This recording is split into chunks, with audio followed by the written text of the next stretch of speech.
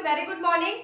आज का जो वीडियो है ये एसईओ सम्मेलन के बारे में है। इस वीडियो में मैं आपको एसईओ सम्मेलन बताऊंगी क्या होता है और एसईओ सम्मेलन की प्रमुख बिंदुओं के बारे में हम आज इस वीडियो में चर्चा करने वाले हैं। इसके पहले भी मैंने जो वीडियोस बनाई है वो एनसीईआरटी बेस्ड भी वीडियोस बनाई है और करंट वीडियो भी बनाई है। हो सके तो आप लोग वो सारी वीडियो भी देखिएगा, आप लोगों को जरूर उसमें भी नई जानकारी जानने को मिलेगी।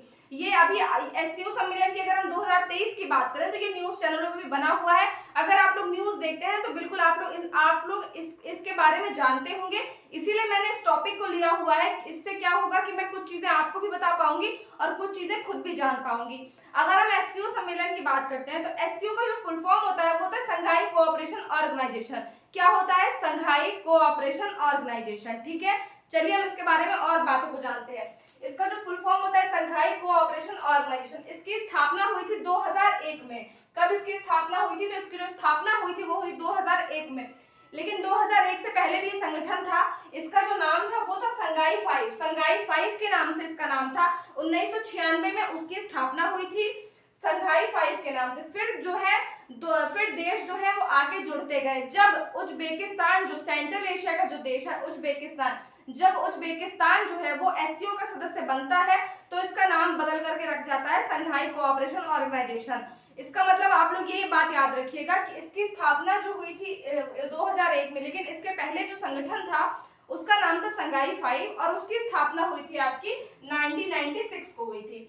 उसके बाद हम अगर अपने भारत देश की बात करते हैं तो हमारा जो भारत देश है ये संघाई कोऑपरेशन ऑर्गेनाइजेशन मतलब एससीओ में कब सदस्य बना? तो जो भारत जो देश है हमारा ये 2017 में बना है।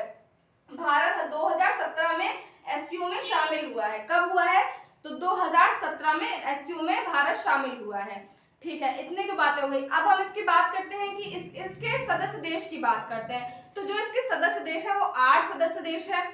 8 सदस्य जो देश है उनके नाम है भारत, पाकिस्तान, चीन, रूस। उसके बाद 5 जो आपके बाकी ये वाले आ जाते हैं सेंट्रल एशिया के आते हैं, कजाकिस्तान, किर्गिस्तान, उज्बेकिस्तान, ताजिकिस्तान। ठीक है, तो एक बार मैं देख लेती हूँ। 1 2 3 4 5 6 7 8 देश है। China, India, Russia, Pakistan. आप लोग ऐसे याद करिएगा, चाइना, इंडिया, रशिया, पाकिस्तान 4। उसके बाद 5 जो देश है ये कजाकिस्तान, किर्गिस्तान, ताजिकिस्तान, उज्बेकिस्तान। आप सेंट्रल एशिया के 4 देश हैं और बाकी 4 जो देश हैं ये अदर हैं। सेंट्रल एशिया में 5 देश आते हैं, कजाकिस्तान, किर्गिस्तान, ताजिकिस्तान, उज्बेकिस्तान और तुर्कमेनिस्तान। तो जो तुर्कमेनिस्तान है वो एससीओ का सदस्य देश नहीं है। अगर ये कहीं आता है तो आप लोग उसको याद रखिएगा, तुर्कमेनिस्तान जो है ये एससीओ का सदस्य देश नहीं है। तो हम फिर से बोलते हैं कितने देश हैं? तो 8 देश हैं। चाइना, इंडिया, पाकिस्तान, रशिया, उसके बाद Kazakhstan, Kyrgyzstan, Tajikistan, Uzbekistan. Turkmenistan इसका सदस्य नहीं है। अब हम बात करते हैं इसके उद्देश्य की कि ये संगठन आखिर क्यों बना हुआ है। तो हम अगर इसकी बात करें तो ये यूरेशिया क्या होता है? यूरेशिया के लिए बना। यूरेशिया मतलब यूरोप का हिस्सा और एशिया का हिस्सा जब मिलता है तो ये आता है यूरेशिया। ठीक है, उसके बाद हम इसकी बात करते हैं। ये जो संगठन है इसका जो काम है वो है आर्थिक, राजनीतिक, सैनिक संगठन। मतलब ये आर्थिक मुद्दों पे, राजनीतिक मुद्दों पे, सैनिक मुद्दों पे का एक संगठन है। ये उस पे संवाद करता है उसकी, और ये अपने जो 8 देश है उसका क्षेत्रीय जो है वो विकास करता है, सुरक्षा पे ध्यान देता है। जो सीमा संगठन के तरह ये काम करता है। सीमा संगठन मतलब सीमा पे जो विवाद होते रहते हैं उनको सुलझाने में भी ये मदद करता है। तो हम एक बार फिर से देखते हैं इसका जो काम है आर्थिक, राजनीतिक, सैनिक संगठन। हम इसको अगर हम एक नाम देते हैं एससीओ को तो क्या नाम देंगे? राजनीतिक, आर्थिक, सैनिक संगठन। इसका जो काम है स्थिरता को बनाए रखना। अब स्थिरता को बनाए रखने का मतलब स्थिरता मतलब स्टेबिलिटी। अगर बाहर से कोई प्रॉब्लम्स आ रही है, बाहर से अगर कोई भी प्रॉब्लम परेशानी आ रही है तो भी हम 8 देश जो है ये अपनी स्थिरता को मेंटेन रखें। टाइमली जो भी मीटिंग से संवाद है हम उनको करें, जो भी बाहरी मुद्दे हैं हम उनको सुलझाने की कोशिश करें, या उन 8 देशों के बीच में भी अगर कुछ प्रॉब्लम्स आ रही तो हम उसे भी सुलझाने की कोशिश करें।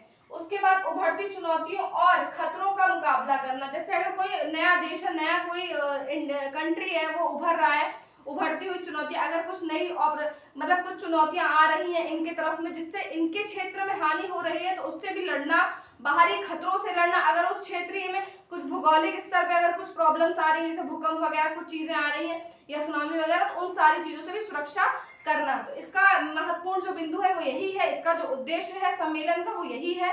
अब इसके बारे में हम जानते हैं कि इसका जो थीम है 2023 का, 2023 का ये आपके एग्जाम में आ सकता है कि 2000 का जो इसका थीम है तो वो है टूवर्ड अ सिक्योर एससीओ। क्या है? Towards a secure SCO. ठीक है, अब हम बात करते हैं 2023 में इसकी जो मेजबानी है वो कौन कर रहा है। तो भारत के पास 1 साल की 1 ईयर की मेजबानी है, मतलब सदस्य है, सदस्यता करेगा 1 साल की। तो 4 जुलाई को वर्चुअली तरीके से, मतलब वर्चुअली तरीके से 2023 को जो है भारत जो है एससीओ की सदस्यता 1 साल के लिए इसने लिया हुआ है और ये जो है इसकी अध्यक्षता करेगा। कैसे अध्यक्षता करेगा? तो वर्चुअली अध्यक्षता करेगा। तो आई होप ये सारी चीजें आपको क्लियर हुई होंगी कि एससीओ क्या होता है, एससीओ के देश कौन कौन से हैं, सदस्य देश, इसकी स्थापना कब हुई थी, इसका पुराना नाम क्या था, इसका जो प्रमुख बिंदु है वो क्या है, 2023 की थीम क्या है, 2023 में इसकी मेजबानी कौन कर रहा है। तो इससे रिलेटेड अगर आपके एग्जाम्स में भी कोई क्वेश्चन आता है तो मेरे हिसाब से वो भी नहीं